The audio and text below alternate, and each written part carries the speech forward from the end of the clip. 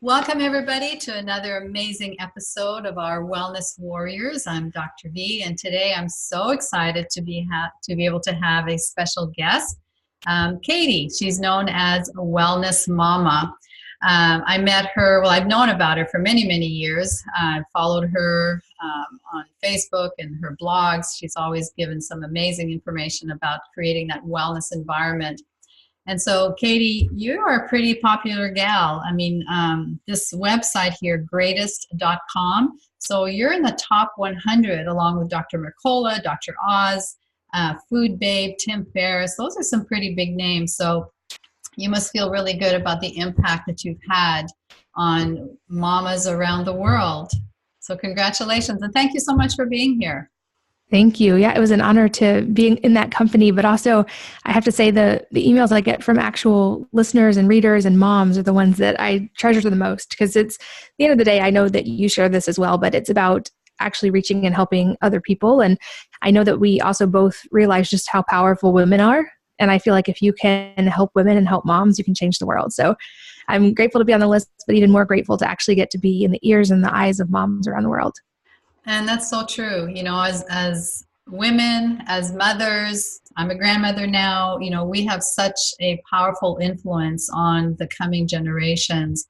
And so what you're teaching and your principles and everything that you aspire to is such an encouragement. You know, I was a wellness mama back in the in the late 70s, early 80s, before all of this was popular. My kids still complain about having to drink wheatgrass juice and do enemas when they got sick. So I totally get and appreciate what you're doing. So let me ask you, what was your incentive for doing this? When did you really get serious about sharing all this information with an audience? Yeah, well, I've always heard it said that a lot of people go into psychiatry to figure out what's wrong with themselves. And that was my experience with wellness. I never really gave it much thought. I'm embarrassed to say it never really crossed my mind that like food and how you felt and how you looked actually could be connected. Because when I was young, it was like kids don't think about that kind of stuff. And then being very type A, went through high school and college, very, very driven, which meant very little sleep, lots of stress, and eating just processed foods on the go if I ate at all. And almost finished with college, I decided to walk across the country for a nonprofit over the summer, which is where I actually met my husband. So I'm very grateful I did it. But it turns out that walking all night, 15 to 20 miles a day, and eating at night, and then trying to sleep during the day is actually really terrible for your hormones, which I know shift workers are aware of, and I wish I had been aware of. But all of that kind of was starting to build up in some weird health stuff I started seeing. And then what really brought my awareness to it was when I was pregnant with our first child. And I know that for many women, having children is the impetus for change or for looking at life differently. And that was certainly the case for me. I was experiencing what I didn't know at the time was early Hashimotos, but I knew something was wrong. And at the 6-week follow-up appointment from having my son, I was in the waiting room and the doctor was about 2 hours late. So I was frustrated, and I was pretty much reading through everything in the waiting room while I nursed my baby. And I opened Time magazine, and there was an article, and the line that stood out to me was that for the first time in 2 centuries, the current generation of American children would have a shorter life expectancy than their parents. Wow. And I was looking at this perfect tiny newborn and reading all the things his generation was going to face. And so even though I had my own health struggles that I really should have been paying attention to before then, that was also the impetus for starting to research. And one of my degrees was in journalism. So I turned my research love to figuring out health and figuring out how I could stop that for my own kids, for myself, and also for other kids, because I realized it's not just about my kids. This whole generation is facing this, and the kids that my kids are going to be friends with or maybe marry one day are going to face these same problems. And how can we fix it? I've never been the type to ask permission, which is my mom's, I'm sure, biggest headache. Instead, I ask, like, how, I don't ask, can we do this? I ask, how can we do this? And so that was when the research started for me, which ironically uncovered my own health problems and led on a healing journey for myself, but also brought up so many problems with why our kids were going to face these problems, and the realization that it wasn't that difficult. There are things we can do that really drastically can change that outcome, and that we have the ability to do that in our daily lives. And so that moment of clarity for me, I really pretty much had to share it with the world, because I was so passionate about getting that message to other moms. And at the end of the day, for me, it's always been about reaching women and moms, because I am absolutely certain that they're some of the most powerful people on the planet, and we control a large amount of the purchasing power, and we're raising the next generation. So I've always thought, if you can empower the moms, you can change the world. And that's kind of what I set out to do. It was a big, lofty goal, and I never knew if I would actually accomplish it, but I knew I had to try. And now I'm just daily humbled by the amazing community. It's so much more than me at this point. Wellness Mama has become a movement, and it's many women doing amazing things in their own families. And I have so much gratitude for being able to be a part of that. That's so great. I mean, what a great story. It just, being a mother and a grandmother myself, I can so relate. You just want to do what's right. You want to protect your children. You want them to have the best life possible. So thank you so much for doing everything that you're doing. Now, you mentioned your own health challenges with Hashimoto's. So what sort of things did you discover about your own health issues? Because I know a lot of women in our community have issues with thyroid and autoimmune diseases as well. Yeah, I think unfortunately it's very much a rampant problem. And for me, the struggle was I started seeing the symptoms, the classic ones of just having trouble losing weight after having a baby, being cold, my hair falling out, my eyebrows thinning, all the symptoms that I could research and kind of attribute to thyroid. And it took me actually 8 doctors to finally get an official diagnosis, because they would only want to run single labs. They would only want to test maybe T3 or sometimes T4, but they wouldn't test the full panel. They weren't looking at antibodies and TSH and everything else. And so it took literally to my 8th doctor. I have a track record of firing doctors, but it took to my 8th doctor to actually get a diagnosis. And when I finally met a doctor who understood the complexities of Hashimoto's, even before he ran tests, he looked at me, felt my thyroid, and was like, "You absolutely have Hashimoto's. I can feel nodules on your thyroid." And so at that point, I started really delving into what specifically causes the autoimmune version and what things can mitigate some of that problem. And so through that, it was a several-year process of further cleaning up my diet, realizing that I had food sensitivities to things like eggs, which I didn't realize, and dairy, and cleaning that part up, because I'd been eating very clean versions of those, but they were still triggers for me. And then really overhauling our entire house. I'm a big believer that environment is incredibly important. And I'm actually in the process of creating and founding a new company that's going to make completely natural personal care products that are also environment safe, because I think that's such an important pain point for moms, but we're also not willing to sacrifice effectiveness to try a natural one. A lot of times we want our teeth to feel good and our hair to feel good. So it's become such a passion. I'm actually working on that now, but I think the environment is so key. And so it was a process of cleaning out my personal care products, my home, everything that we touched and came in contact with, because I know that you've talked about this before, but the skin is an absorptive organ. And so anything we put on our skin is getting into our body, and sometimes in a more dangerous form than if we just ate it, because it doesn't interact in our body the same way. When we eat things, they have our digestive system, lots of acid. There's a lot of things that can break down and get processed before they get to our bloodstream. Whereas with our skin, you can see that go into your skin very quickly. And when I read that most babies are born with 273 chemicals in their umbilical blood, which there's a whole placenta filtering that. There's very few that can get through. Yeah. So the fact that we're seeing those numbers on day 1 of life is really, really, really sobering. Yeah. I mean, that's wasn't that done by Environmental Working Group? The 10 Americans was a little film. Yeah, that was really, really sobering to think about. So make sure you let us know. I definitely want to support you and your products and your company. That's so exciting for you. That's awesome. Thank you.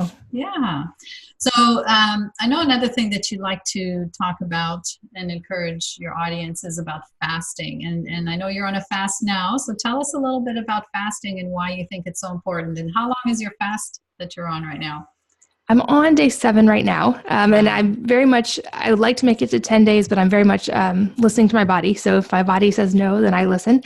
But just looking at the research, I was really astounded. And even separate or before we get to the research side, every major religion and many cultures throughout the world have some form of fasting. Some of them, it's water fasting during daylight hours, for instance, during Ramadan, or in the Jewish faith, there's different fasting traditions. In Christian faiths, there's various forms of fasting.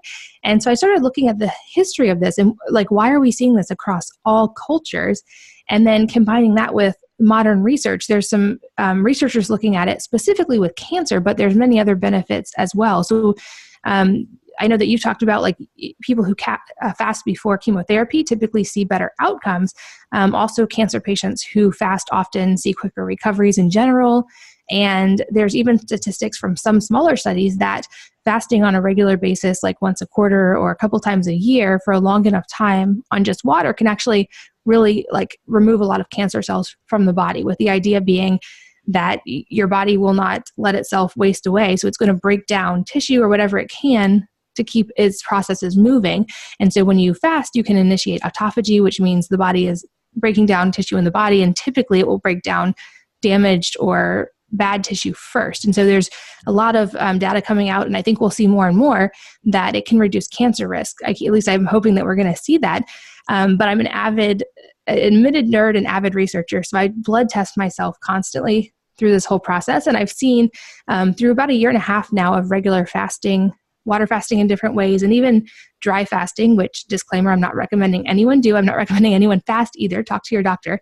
But I've seen really like big changes over time in my H1AC, in my thyroid hormones, in my HDH, in testosterone, which for a lot of women even is low in today's world, certainly for a lot of men because of estrogenic compounds in everything we touch and in every part of our environment. And so just those benefits. And then not to underestimate also for me personally, the mental and emotional and spiritual side. I feel like a few days without something we take for granted is such a good reminder of how much we have and how easy our lives are. And this fast, I actually reread Viktor Frankl's Man's Search for Meaning, which was just so poignant at the time, because I realized there are people who have literally, not by choice, gone through this for months and months and have been through things I cannot even fathom. And not just that, but across the world, there are people who've been through terrible things. And so to get to be a little bit of solidarity with them for a few days and to remind myself just how amazing our lives are, how many things we have at our fingertips all day. I really do it. I love that recentering and just that reminder of gratitude. And it makes every sip of water taste so good, and every food, like when you eat an avocado after fasting, it's the best thing you've ever eaten in your life. So many, many reasons, but it's just really become a part of my life for that. Good for you. That's amazing. That's a great balanced way of looking at fasting, not just physical, but the emotional, spiritual aspect of it as well. Now, unfortunately, several women that we work with are young women with children that have breast cancer, and their healing journey is totally different than women that have, their kids are grown or they're through menopause and that sort of thing. So what kind of words of advice would you have for women that have young kids at home and are on a healing journey? How can they learn to really make time for themselves and to balance their journey, but at the same time, be that super mom that they want to be? Yeah, I think my heart goes out to women in that situation so much. They're already superheroes just for being on that journey. I think something I'm writing a lot more about now and going to continue to write about is that like mental minimalism side, because I think for moms, a lot of the emotions, especially with young kids, we have so much on our plates, not just the daily cleaning, cooking, managing children, getting them to things, but the emotional, mental side of balancing. We're the ones who remember when they need to go to the doctor or they need to go to the dentist or when we need to order things or stocking the pantry. All of that is kind of just in our brain all the time. So our brain is, if it was a computer, it's always running, and we're pretty much at maxed out RAM all the time. So, and I've been there too, from like, I don't share this very often, but several years ago, in the height of lots of toddlers and my own health struggles and Hashimotos, realized I couldn't do it all. And I was so stressed with trying to balance everything at home and balance everything with work. And I came very, very close to actually deleting the blog because I realized I couldn't let my children suffer. They were my first priority and I couldn't do it all. And thankfully my husband talked me down from that and I didn't delete the blog. But it was my wake up call to realize something had to change. And I looked at, for instance, the blog site. I had a few people on the team that were helping me and it ran like a well-oiled machine and it was great. And I was like, how can I can nail this business thing, but I feel like I am juggling plates with cats on them in my house. And I realized I have systems in business and I have processes and everything runs because it's scheduled and planned. And I don't have to think about the things when they're not happening. I know when podcasts happen. I know when blog posts happen. Whereas at home, I was trying to keep all of that in my mind all the time and just go based on my memory, which also meant that if someone had to come in and take care of my kids, or if my husband had to do something, nobody knew where anything was. Nobody knew when anything happened. It was all in my head. So at that point, I did a complete mental detox. I wrote everything down that I did, and I got rid of like 30% of it because I realized kids don't need to be in 90 activities. We don't need to say yes to every commitment. There is a tremendous value in protecting those boundaries, family boundaries. And we reestablished our priorities, which were eating dinner together as a family every night. And at dinner, we ask our kids things like, what are you grateful for today? What did you fail at today? What hard questions did you ask today? And that small touch point alone has really recalibrated our family and brought us closer. But I also realized I didn't do the blogging thing alone. And I shouldn't be doing the household thing alone because even with small kids, they're incredibly capable. And if you let them, they take ownership and feel so proud. And so everybody in our house, we sat the kids down and we talked about how we're all in this together and we're a team. And in order for things to run smoothly, everybody on the team has to do their part. And if one person doesn't do their part, the rest of the team kind of falls apart. And so the kids actually volunteered for jobs that they would do. They do their own laundry now. So as soon as they're able, even my 5-year-old does her laundry. And at that point, I realized for the sake of my own health that I couldn't do things for them that they could do themselves. And so they took over so many of those tasks and they got a much happier mom as a result, which made less stressed kids who also now feel so empowered because my oldest, for instance, at age 12, can cook like 45 meals from scratch from memory, and he can do his own laundry and he can book travel. He can do all these things because he learned that. And I think that's the key. I think modern society tells us that women can just do it all and we can do the career and the kids and still look perfect. And we're supposed to look perfect all the time. And it truly is unreasonable pressure. When like our grandparents' generation, even my parents' generation, they had community and they had support and they had relatives close by. And so many of us don't have that vital community. And so I think if you especially aren't in a place where you have people you love, daily community that you're talking to and checking in with daily, you really have to protect those mental boundaries and realize it's easy to say and so hard for moms to actually implement, but that self-care is not selfish. If you're a mom, it's actually vital. You will not be a good mom to your kids if you are drowning. And that's what I felt like at that point, that I was literally drowning. So the shift has just been completely drastic in my own life. And it's the part right now, I feel like I've written a lot about health and I'm so glad that it's all out there. But I think sometimes it feels like to women, more things they need to add to their to-do list. And so right now my passion is unpacking that, like what basically saved my mental sanity at that point, and being able to give that to other women. Because I think, like I said in the beginning, if you can empower moms, you can change the world. And especially moms of young kids, it's the toughest phase and they're already superheroes. But if I can help them unpack that mental stress and get things running smoothly, then they can change the world. Wow, that's so amazing. I love that. You know, you came to a point where you recognized that you couldn't do it all, and you started downloading everything and getting your children involved. That is so important. I know when I was raising my kids, you know, they all had their checklists and their chores, to-dos, and, you know, they were part of our little mini community because that's what it is. So how many children do you have and what are their ages? Because I don't know everybody knows how many you have. I have 6 and they range from the baby's 2 and the oldest is 12. Wow. That's amazing. So I have even more respect for you now that I know everything that you've been through. That's so amazing. Now, we talked a little bit about, you know, family balance and some of the things that you've incorporated. So how do you, well, let's just say as a couple, you obviously you and your husband have a relationship as well. How do you find the time to take time for you as a couple and not just as mom and dad? That's a great question. So sort of back to the planning point, I think that especially in the busyness of modern life, what we don't schedule doesn't happen. And so that also became a non-negotiable for us of scheduling regular date nights and check-ins. It could be as simple as just sitting on the back patio and having a cup of tea, or it could be going out to dinner, but just having that regular time away. And also on the guilt side, realizing that it wasn't selfish to take a couple days away to go somewhere with him, because truly, like, we were the ones that created the family and we were the core of the family. And as long as that core was strong, our kids would hopefully feel secure. And I know that there are single parents who do amazing jobs, and I'm not trying to play that down. Being in a relationship myself, that's a very important priority for me.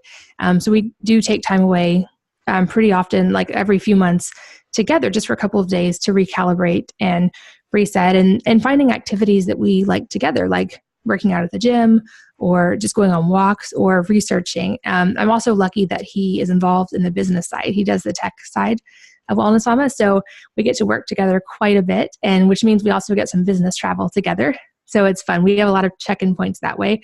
And then also just the last couple of years for us has been realizing getting better about, I feel like once we move past the honeymoon period, getting better about being like open with our feelings and talking about things rather than letting them fester or build up. Because I think not just in marriages, but in any relationships, it's so easy to read into things that aren't there, or to assume someone's intent is one thing when it's not at all. And so we finally have gotten comfortable enough, I think, at this point to just be able to like, call each other out on things when we're out of line, but also to like say things that are bothering us without the other person getting offended. Right. Men are not mind readers, right? We want them to be sometimes. It's so true. And he's so appreciative. Usually I'm like so worried I'm going to offend him. And he's like, thank you for telling me that. Right, right. That's great. And my husband works on the tech side as well. And so, we work together 24/7, but we also have made that point. We schedule a date night and we schedule activities that we like to do together. So that's awesome. I'm glad you're doing that. Now, give us a few tips about creating a wellness environment, a natural home for our audience. I know that, I often talk about reducing your toxic exposure, essential number 2, and some tips that, women need to follow there. So what are some words of wisdom from you? Absolutely. This is a soapbox for me as well. I think first of all, it's removing, I feel like a lot of stuff is extra and not even needed. So you can, before you even start switching things, you can just get rid of a lot of extra things. We're meant to think we need like 40 different personal care products and 90 different cleaning products, when in reality, most of the time, one thing can do the job, or you can make your own variations. So a lot of it you can just get rid of to begin with. One of my big soapboxes right now is plastic, because we're seeing literal plastic pollution it's completely saturated the planet. I'm sure your listeners may be aware, but there are floating islands of plastic in the ocean that are bigger than the state of Texas. Yes. They're only growing, and they are killing hundreds of thousands of ocean mammals every year. They're killing millions of seabirds every year.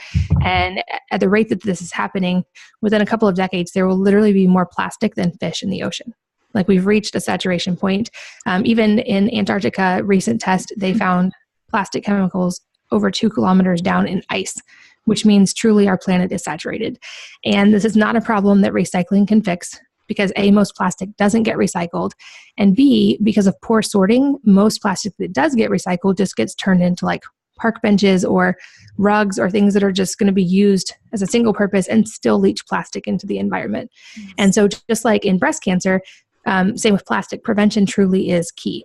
So for us, we went through a big process of switching our house to sustainable, reusable alternatives to plastic, like metal containers in the kitchen, glass or metal cups and plates, water bottles versus plastic bottles, reusable coffee mugs. And there's so many ways to implement those things, and little things like bringing your own shopping bags and produce bags, which don't really take any extra effort or time and are so easy, and they don't break when you pick them up, which is convenient.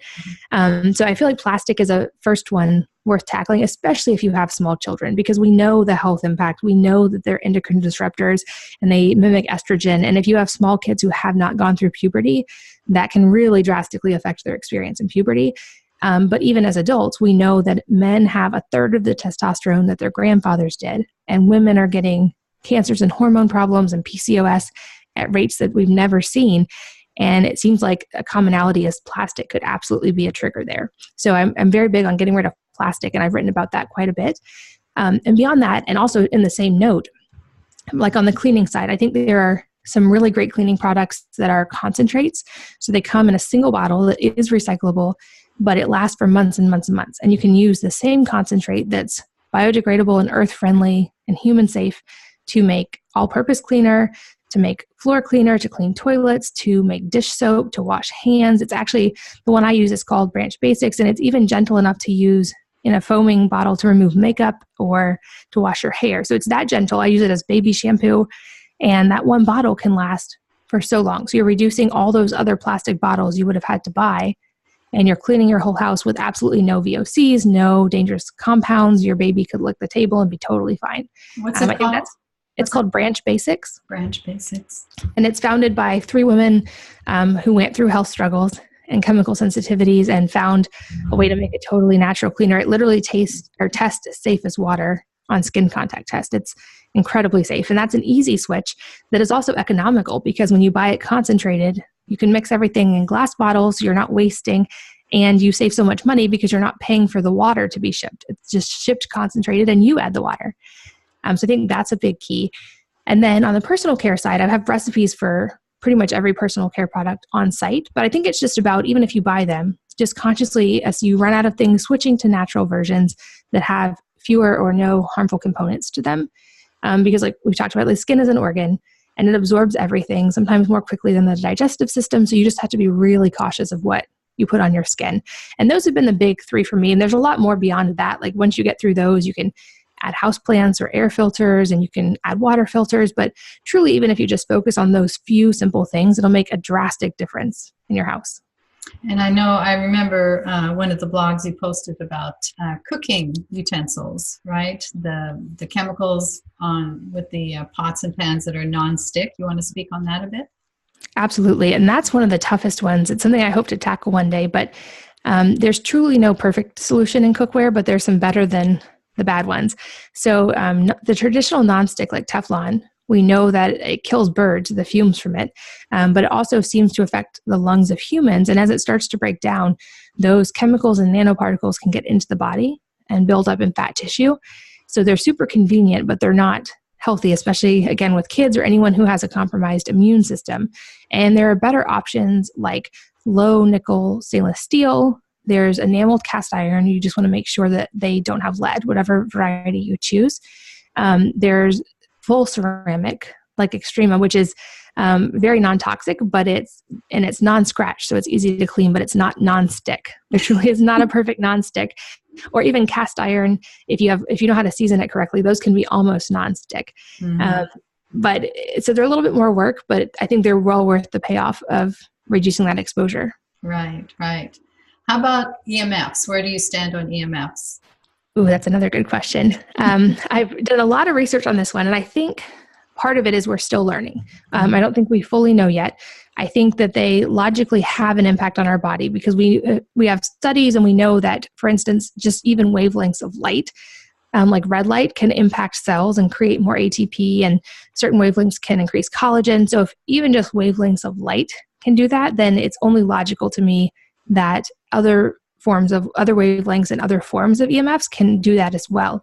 My hope is that long-term, we'll figure out a way to make EMFs beneficial to the body, because if they negative, they could also be positive. But right now, we're still kind of in that dangerous phase where we don't know. There's a lot of research showing that there could be very much some serious dangers, but nothing super conclusive. We haven't seen any like large-scale studies yet, unfortunately, and we're seeing a lot of government organizations ignoring it completely. But within a couple of decades, we've gone from relatively little EMF exposure to we all have Wi-Fi in our house, we all have cell phones by our bed. Even the wiring in our house puts off EMFs. And so I think there's kind of a spectrum. You can definitely, if you have health problems and you need to, go all out and shield your smart meter, shield your wiring in your house, shield your phone and turn it off when you're not using it, not have Wi-Fi at all and hardwire everything. But I also think for most families, there's some good, just basic common sense steps you can take to start off that are not expensive or a huge, headache or anything like that. So we have a timer that is in the power strip that controls all the Wi-Fi in our house. And it goes down when we're supposed to stop working at night, which is great because it makes us stop working at night. And it doesn't go back on until morning. And so while we have Wi-Fi on during the day while all of us are working, we don't have it while we're resting, which seems to be the most dangerous time to have Wi-Fi exposure. And it also has been good for keeping us from being too bad of workaholics at night. And also, like, that way I know my kids are not trying to get on the internet in the middle of the night. It's just good for the whole family that way.